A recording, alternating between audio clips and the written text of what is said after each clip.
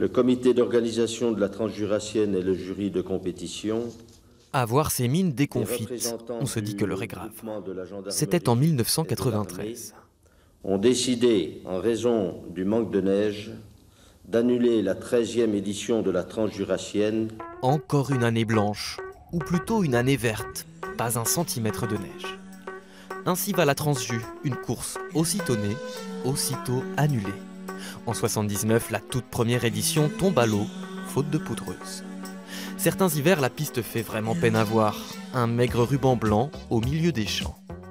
Alors quand la neige enfin est au rendez-vous, on s'enthousiasme, on respire. Ouf, la 10e édition de la Transjurassienne aura bien lieu ce week-end. Il s'en est fallu de peu pour que cette épreuve de ski de fond, qualifiée de vasalopette du Jura, soit annulée. Et depuis 2007, on bat des records. Il fait si doux que 2 éditions sont annulées, 4 sont revues à la baisse. Les parcours sont réduits, 30 km en moins en 2011. Quand on est sur un parcours de replay, tout est remis en question les 10 derniers jours. Donc il faut se réadapter, il faut tout revoir, tout penser.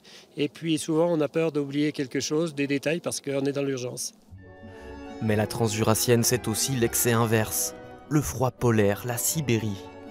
Moins 20 degrés en 2013, jusqu'à moins 26 en 1984.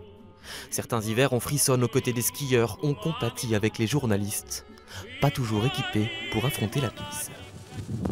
Hello, bonjour à tous, bienvenue ici à Mout à quelques heures, J-1 de l'événement 2 jours de Transjurassienne.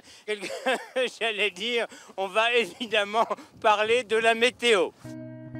Et on en reparlera chaque année encore de cette météo avec, c'est sûr, les mêmes sueurs froides.